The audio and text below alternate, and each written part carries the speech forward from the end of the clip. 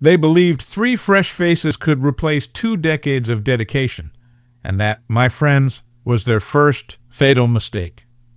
I'm Elias Henshaw, and at 58 years old, I thought I was invincible. Not in a physical sense, mind you, but in the realm of ones and zeros, the sprawling digital architecture of Sterling Properties.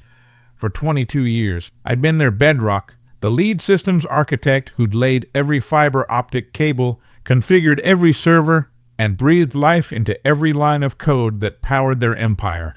From a small real estate firm with a handful of apartments in bustling Astoria, Queens, Sterling had grown into a behemoth managing over 70 properties across 5 states, and I'd been the architect of its digital nervous system, meticulously crafting every expansion, every upgrade.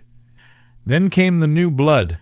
Damian Robinson, a sharp-suited, 38-year-old CTO fresh out of a tech startup in Silicon Valley, breezed into my office one crisp autumn morning. He had that peculiar glint in his eye, the kind that spoke of disruption and efficiency reports. Beside him stood Felicia Reyes from HR, her expression a practiced blend of concern and detachment. "Elias," Damian began, his voice smooth as polished chrome, "we've decided to restructure the engineering department. Nothing personal, just cost optimization." Cost optimization. The words hung in the air, heavy with unspoken meaning. I knew what it meant. It meant me. Felicia slid a folder across the polished mahogany table. "Your severance package is quite generous, Elias. 3 months' salary, plus accrued vacation." I nodded slowly, picking up the folder. My gaze swept across Damian's face. He looked almost disappointed. Perhaps he'd anticipated an outburst, a dramatic plea for my job, something to spice up his next board meeting debrief. "Thank you," I said, my voice surprisingly steady. "Is that all you have to say?" Damian blinked, a flicker of surprise crossing his features. "What would you like me to say? Most people in your position have questions, concerns." I merely shrugged. "Seems pretty straightforward to me." Felicia and Damian exchanged a quick, perplexed glance. My calm, I realized, was unsettling them. They mistook it for acceptance. They couldn't have been more wrong. I wasn't calm. I was simply done. There's a world of difference between the two. "Well, we'd appreciate your help with the transition," Damian continued, regaining his composure. "The new engineering team will need some guidance on the system architecture. Perhaps a consulting arrangement for a few weeks." "I'll think about it," I replied, though I knew, with absolute certainty, I wouldn't. We shook hands. Their grips were tentative, mine firm. Clearing out my office felt surreal. 22 years of my life distilled into a single cardboard box. Diplomas, framed photos of early Sterling team events, a particularly stubborn coffee mug that had seen me through countless late nights. I offered a curt nod to a few colleagues who averted their eyes, embarrassed, as if my dismissal were a contagious disease they wished to avoid. As I walked to my beat-up pickup truck in the vast parking garage, my phone buzzed.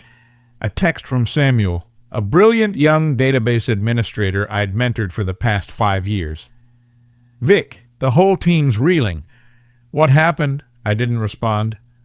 Back home, I settled onto my patio overlooking the serene waters of the Chesapeake Bay, the setting sun painting streaks of fiery orange and soft violet across the horizon. My wife, Mabel, her silver hair catching the fading light, gently placed a hand on my shoulder. "What will you do now, my love?" I took a slow sip of my amber-colored single malt. "Something will turn up."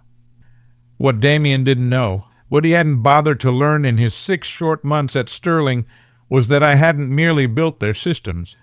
I had custom-coded significant portions myself, often with minimal documentation because the company had consistently refused to fund a proper technical writing team. Only I truly understood the labyrinthine redundancies, the hidden security layers, the intricate network architecture that kept everything humming. And I wasn't about to share those secrets. I remembered starting at Sterling Properties when it was still called Astoria Realty, a modest firm with just a few desktop computers, a prehistoric fax machine, and an internet connection that sounded like a dying robot. Mr. Carmichael, the original owner, had hired me away from a promising consulting gig in Baltimore. "We're growing. Elias," he told me, his eyes twinkling with ambition. "Need someone who can build us something rock solid, something that won't buckle under pressure." Over 2 decades, I'd transformed that rudimentary setup into a seamlessly integrated property management system. It handled everything: tenant applications, meticulous background checks, automated maintenance requests, and rent collection for tens of thousands of residents across their ever-expanding portfolio. I'd built it piece by piece, adapting, upgrading, and refining it as the company swelled. When Mr. Carmichael retired 10 years ago, his son, Julian Carmichael, sold the company to a private equity firm that rebranded it Sterling Properties. They kept me on, clearly impressed by the robust system I'd created, but things began to shift. New executives, new priorities. Quarterly profit margins eclipsed long-term stability. The warning signs had been subtle at first, like whispers on a soft breeze. They'd rejected my proposal for a dedicated documentation team. "Too expensive," they'd said. "We'll get to it next quarter." That quarter, predictably, never arrived. Then they started bringing in external consultants, young whiz kids with expensive suits and buzzwords about disrupting real estate and leveraging bleeding-edge cloud solutions. They'd sit through my detailed explanations of our system's architecture with glazed eyes, then confidently recommend generic, off-the-shelf software that simply wouldn't integrate with our bespoke infrastructure. I'd pushed back, patiently explaining the inherent incompatibilities, showcasing the custom code that made our system uniquely efficient. Eventually, they simply stopped inviting me to planning meetings. Mabel noticed it before I did. "They're isolating you, Elias," she'd said one evening over pan-seared salmon. "You need to prepare for the worst." I'd scoffed, my pride still intact. "They need me. No one else understands how the whole system works together." "That," she'd replied, a gentle sadness in her eyes, "might be precisely the problem." 6 months prior, Damian Robinson had been hired as the new CTO. He came from a flashy fintech firm, and his immediate focus was on standardization and legacy system replacement. He brought in 3 junior engineers, fresh out of university, and had them shadowing me, peppering me with questions about the system. I answered honestly, but I knew, with a sinking feeling, that they weren't grasping the profound complexities. How could they? It had taken me years to build these systems, to understand their intricate interdependencies, to create the redundant fail-safes that kept everything running smoothly, even when the unexpected arose. Last week, Damien had casually stopped by my office. "Quick meeting tomorrow morning, Elias. Just a quarterly check-in." I should have seen it coming. The first call came 2 weeks after my termination. I was in my home office, updating my resume, a task that felt both futile and necessary, when my phone buzzed with an unknown number. It was Damian Robinson. I let it go to voicemail. "Elias, it's Damian. We're experiencing some unexpected issues with the tenant portal. The junior team is working on it, but they're having difficulty understanding some of your unique code architecture. Could you give us a call back? It would just be a quick consultation." I deleted the message and returned to the cold, stark reality of my resume. 3 more calls came that day, each voicemail sounding progressively more desperate. By evening, Samuel texted me. "System's been down all day. Maintenance requests aren't processing. Damien's losing his mind." The next morning, Felicia from HR called. "Elias, I hope you're doing well. I'm calling because we'd like to discuss a consulting arrangement, just temporary, to help with some current system issues. The compensation would be quite generous." I picked up on the 4th ring. "How generous?" $400 per hour, minimum 5-hour engagement." "I'll think about it and get back to you," I said, and hung up. I sat at my kitchen table, nursing a cup of Mabel's strong coffee, staring out at the gentle ripples on the bay. Mabel placed a warm hand on mine. "What are you thinking, dear?" "I'm thinking," I said, a slow smile spreading across my face. "They're finally figuring out exactly what I'm worth." Over the next 3 days, the calls escalated. Damien, Felicia, even Julian Carmichael, who still held a significant seat on the board, reached out. The tenant portal remained offline. The maintenance scheduling system was spitting out bizarre errors.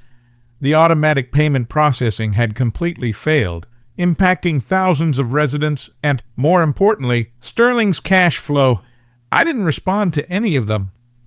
On day 4, an email arrived, surprisingly, from Atlas Management, a burgeoning regional competitor to Sterling. They managed fewer properties, but their growth trajectory was undeniable. The email was from their director of technology himself, Reginald Hayes. "Elias, I heard about your situation at Sterling. We've always admired your work from afar. Would you be interested in discussing opportunities with us? We're looking to completely overhaul and upgrade our property management infrastructure." I replied instantly, setting up a meeting for the following day. That evening, as Mabel and I were preparing a simple pasta dinner, the doorbell chimed. I opened it to find Damien Robinson standing on my porch, his usually immaculate designer suit noticeably wrinkled, his perfectly coiffed hair slightly askew. He looked, for the first time, truly rattled. "Elias, I apologize for dropping by unannounced, but we have an emergency situation. The entire system is down. Nothing is working. The team can't figure out what's wrong or how to fix it." I leaned against the doorframe, crossing my arms. "That sounds serious." "It is. We need your help. The board has authorized me to offer you a substantial consulting fee. $600 per hour, whatever it takes." I thought about the cardboard box in my garage, containing 2 decades of my life's work, reduced to a handful of mementos. I thought about nothing personal, just cost optimization. I thought about the documentation team they'd never approved. "I'm sorry to hear about your troubles, Damien," I said quietly, a faint smile playing on my lips. "But I have an interview tomorrow. Something will turn up, just like I always thought." I closed the door gently on his stunned, desperate face and walked back to the kitchen, a profound sense of peace washing over me. Not vindication, not Schadenfreude, but a quiet, clear understanding. I wasn't going to help them fix what they had so carelessly broken. The interview with Reginald Hayes at Atlas Management went even better than I'd anticipated. We met at a quiet little cafe in downtown Baltimore, a neutral ground far removed from either company's offices. "I've followed your work for years, Elias," Reginald said, stirring his coffee, his eyes sharp and intelligent. "That integrated property management system you built at Sterling is legendary in our industry. Nobody else has anything close to it. Not truly." "Thank you," I replied, a genuine warmth spreading through me. "It took time." "That's what I want to talk about," he said, leaning forward. "Time. We're looking to build something similar, but we don't want to start from scratch. We need someone who understands the architecture, the integration points, the security layers, someone who can build us something better than what's out there, something designed for growth and resilience." "I'm interested," I said, a spark of excitement igniting within me. Reginald smiled. "Good, because I'm prepared to offer you the position of Chief Systems Architect. Full benefits, substantial stock options, and a salary 25% higher than what you were making at Sterling." It was an excellent offer, almost too good. "Why me?" I asked, a flicker of doubt. "There are younger engineers out there, cheaper ones." Reginald chuckled, a rich, resonant sound. "You sound like your former employer, Elias. We tried that route. Hired 3 bright young engineers from top schools. They built us something sleek and modern that crashes every time we get more than 100 simultaneous users. We don't need cheap. We need reliable. We need someone who understands the foundations." I accepted the offer the very next day. Meanwhile, Sterling's problems were escalating, though Samuel kept me updated through occasional terse texts. The system had been partially restored, but critical functions continued to fail with alarming regularity. They'd brought in an expensive consulting firm specializing in legacy system recovery, a firm I knew by reputation for their exorbitant fees and often underwhelming results. A week after I started at Atlas, Damien called again. "Elias, please, this is getting serious. We've lost access to payment records for the past 3 months. Tenants are complaining about incorrect charges, and the legal department is starting to panic. The consulting team says they urgently need your input on the database structure." I was tempted to ignore it, to let the call go to voicemail and enjoy the delicious irony. But something, a flicker of professional curiosity, made me pick up. "Damien, I'm employed elsewhere now. Exclusive contract. I'm afraid I can't help you. We'll double whatever they're paying you, Elias, for just 2 days of your time. Think of the back pay for those months you were out." His voice was a blend of desperation and a fading attempt at authority. "It's not about the money, Damien." "Then what is it about? Revenge? Are you enjoying watching us struggle?" His tone hardened, a hint of his usual arrogance returning. I paused, carefully considering my words. "No, Damien, I'm not enjoying it. But you made a business decision. You decided my experience wasn't worth the cost. Now, you're simply discovering what that actually means." The line was silent for a moment. "The board," he finally said, his voice barely a whisper, "wants to discuss bringing you back. Full salary, plus a signing bonus, a leadership role even." For a fleeting second, I felt a spark of satisfaction, a tiny glimmer of vindication. But it quickly faded, replaced by a cold logic. Going back would solve nothing. The same executives who had deemed me expendable would be waiting for the next opportunity to cut costs, to bring in the next flavor of the month consultant. "I appreciate the offer, Damien, truly," I said, keeping my voice even. "But I've made a commitment to Atlas management." Damien's voice turned icy, a barely veiled threat. "You know, Elias, there could be legal implications if we discover you intentionally made our systems difficult to maintain. Non-compete clauses, intellectual property concerns." There it was. The threat I'd been expecting. The familiar, desperate play from a cornered executive. "The system is exactly as it was when the company repeatedly denied my requests for a documentation team, Damien," I replied, my voice calm, almost serene. "Every line of code belongs to Sterling, as specified in my employment contract.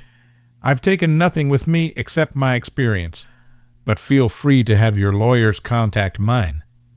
I hung up, my hands shaking slightly, not from fear, but from a surge of righteous anger I hadn't allowed myself to feel until now. The accusation that I'd somehow sabotaged them, that their monumental failure was my doing, was the final, unforgivable insult. At Atlas, I was starting fresh, building systems properly from the ground up. Full documentation, comprehensive training programs for the engineering team, and robust redundancies that would prevent the kind of catastrophe Sterling was currently experiencing. I wasn't going to look back anymore, and I certainly wasn't going to help them. Some lessons, I decided, had to be learned the hard way. A month after joining Atlas Management, I received an unexpected visitor in my new, spacious office. Samuel, my former database administrator from Sterling, stood awkwardly in the doorway, a well-worn laptop bag slung over his shoulder. "Got time for lunch, Elias?" he asked, a sheepish grin spreading across his face. Over sandwiches at a nearby deli, Samuel filled me in on the escalating chaos at Sterling. "It's worse than you think," he said, lowering his voice despite the noisy lunchtime crowd. "They've lost access to historical data going back 3 years. The backup systems are corrupted somehow. The consulting firm is saying they might need to rebuild from scratch." I wasn't surprised. The backup system had multiple layers of redundancies and security protocols that needed to be followed with surgical precision. Skip even one step, and the entire process would fail in a way designed to protect sensitive tenant data from unauthorized access, effectively locking out anyone who didn't understand the sequence. That's not all, Samuel continued, his eyes wide with a mixture of anger and disbelief. I found something when I was trying to help the consultants understand the payment processing system. Damien had been planning your termination for months. My eyebrows shot up. How do you know this? Samuel pulled out his laptop and, with a few clicks, showed me a series of emails he'd discovered in the system archives. Emails between Damien and the board, discussing a legacy staff reduction plan and explicitly naming me as the first target. He told them they could replace you with cheaper engineers and transition to off-the-shelf solutions within 6 months, Samuel explained, pointing to a specific email. He projected cost savings of over $1 million annually. I read through the emails, feeling a strange, detached calm. One line from Damien stood out, stark and arrogant. Henshaw's custom systems are unnecessarily complex. He's made himself indispensable by design, not necessity. There's more, Samuel added, closing his laptop. The private equity firm that owns Sterling is planning to sell. They've been prepping for this for over a year. Damien was brought in specifically to cut costs and make the company look more profitable before the sale. Now it all made perfect, horrifying sense. The relentless push for standardization, the resistance to proper documentation, the sudden, aggressive focus on reducing senior staff costs. It wasn't about improving the company, about long-term stability or innovation. It was about dressing it up for a quick flip, maximizing short-term profit for the private equity firm. Why are you showing me this, Samuel? I asked, my voice low. Samuel met my gaze directly. Because I quit yesterday, and I'm not the only one. Half the ed department has left. The consultants are estimating at least 6 months to restore full functionality, maybe longer. He hesitated, then added, and because Sterling's biggest client, Bayfront Properties, is considering jumping ship. They've lost complete faith in the management system. I considered the implications. Bayfront represented nearly 30% of Sterling's revenue. Losing them would be devastating, especially with a sale pending. The company would be a crippled asset. What will you do now? I asked Samuel. He grinned. Actually, I was hoping Atlas might be hiring database administrators. Later that afternoon, I spoke with Reginald about bringing Samuel on board. He agreed immediately, without hesitation. We were building a team, brick by brick, with people who understood what it meant to create systems that lasted, systems built with integrity and foresight. That evening, I received another call from Damien. This time, his voice had lost all its authoritative edge. It was thin, reedy, laced with desperation. Elias, please! The situation is critical. Bayfront is threatening to terminate their contract by the end of the week. The board is questioning my every decision. We need your help. I'm sorry, Damien, I said, my voice devoid of emotion. I can't help you. Name your price. Anything. Just come in, even for a few hours. It's not about price, Damien, I replied, my gaze fixed on the darkening bay. It's about respect for experience, for the dedication that goes into building something right the first time. It's about understanding that true value isn't always visible on a quarterly report. The line was silent for a long moment, filled only by the faint crackle of the connection. You knew this would happen, didn't you? He said finally, a note of awe in his voice. You knew exactly what would break and when. No, Damien, I corrected him gently. I just knew what I had built and what it took to maintain it. Information I tried to share with you many times. I ended the call, feeling neither triumph nor regret. Just the quiet certainty that some lessons can only be learned through failure, through the hard, painful reality of consequences. The opportunity came faster than I expected. 2 months into my role as Chief Systems Architect at Atlas Management, Reginald called me into his office. I just got off the phone with Marcus Bayfront, he said, referring to the CEO of Bayfront Properties. They're officially terminating their contract with Sterling next month. They want to know if we can handle their portfolio. Bayfront Properties managed over 10,000 units across the Northeast. It would more than double Atlas's current operations overnight. We're not ready for that kind of scale. Reginald, I admitted, looking at the architectural diagrams on my whiteboard. The new system is coming along beautifully, but it's only halfway there. Reginald leaned forward, his eyes gleaming with ambition. What would it take to get ready, Elias, if we had to? I thought about it, running complex scenarios in my head. 3 more senior engineers, dedicated server infrastructure, and at least 8 weeks of accelerated development time. Even then, it would be tight. It would be an all-hands-on-deck sprint. Marcus is desperate, Reginald stated. Sterling's failures are absolutely crucifying their reputation with tenants. He's willing to give us 12 weeks and fund the infrastructure expansion up front. This was the moment. The turning point. If Atlas took on Bayfront and succeeded, it would establish us as a major player, a serious competitor that had snatched a critical client from a floundering giant. If we failed, it could sink both companies. Let me think about the architectures, I said. I'll drop a detailed plan on your desk by tomorrow morning. That night, I barely slept. I sketched system diagrams until my fingers cramped, mapped data migration pathways, considered every conceivable scaling challenge and potential bottleneck. By morning, I had a plan, ambitious but achievable, a hybrid approach that would let us onboard Bayfront's properties in stages, minimizing disruption and risk.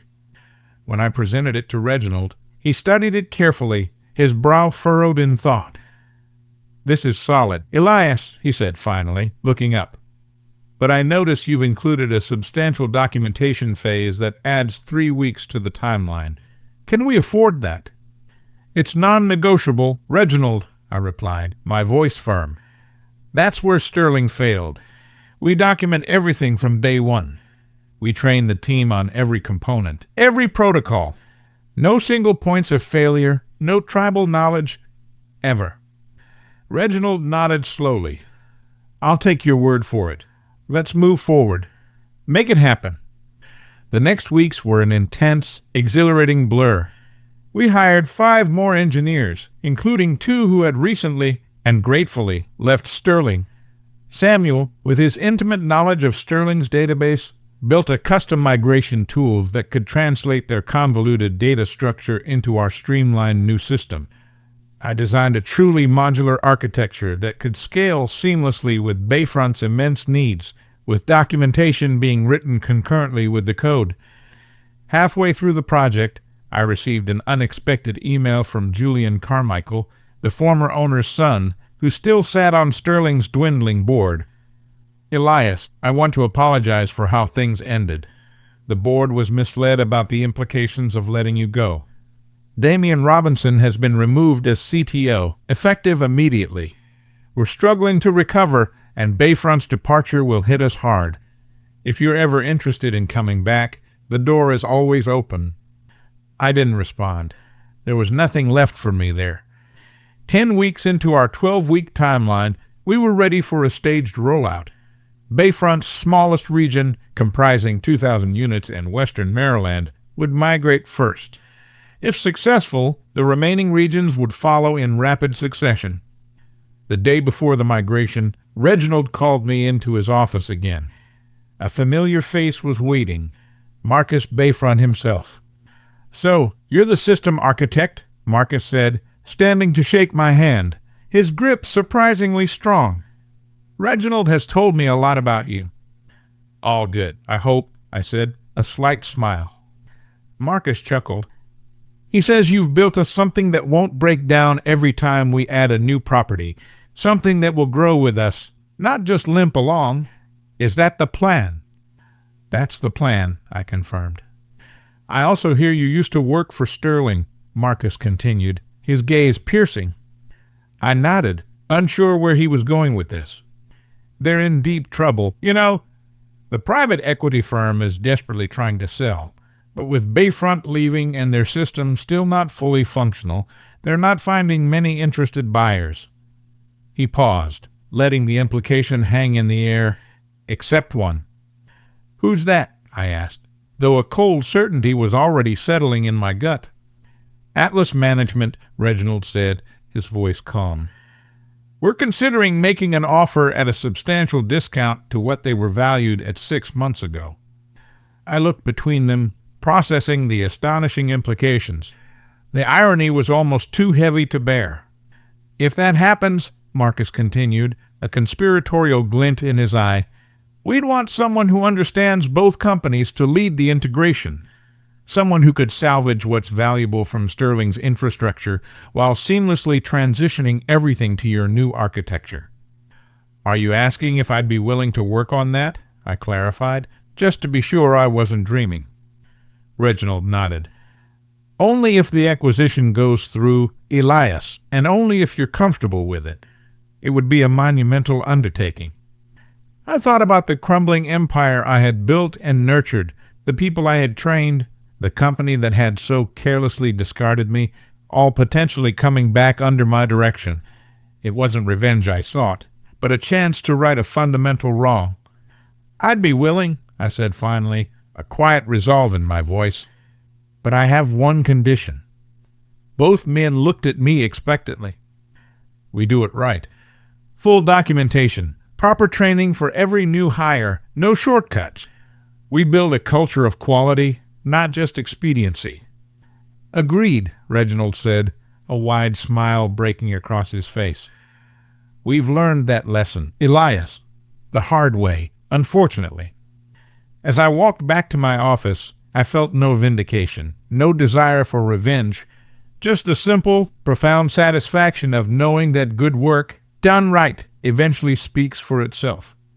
6 months later, I stood in the gleaming lobby of what had once been Sterling Properties headquarters. The sign above the entrance now proudly read, "Atlas Integrated Property Solutions." The acquisition had gone through, for less than a quarter of what the company had been valued at before my departure. Reginald and I walked through the offices, greeting former Sterling employees who would be staying on through the transition. Some looked away awkwardly, embarrassed by their past association with the old regime. Others smiled with palpable relief, grateful for stability. A few, those who had worked closely with me over the years, nodded with quiet understanding, a knowing glint in their eyes. Damian Robinson was long gone, along with most of the executive team that had approved my termination. Julian Carmichael had stayed on as a consultant, helping ease the transition with legacy clients. When we reached the server room, my old domain, I paused. Through the large glass window, I could see the familiar hum of the hardware I'd specified, the blinking lights of systems I'd designed. "Want to go in?" Reginald asked, sensing my moment of reflection. "No need," I replied, a small smile playing on my lips. "We'll be migrating everything to the new Atlas infrastructure anyway. Better to look forward." In the main conference room, the remaining Sterling staff had gathered for the official announcement. Reginald introduced me as the Chief Integration Officer who would be overseeing the massive technical transition.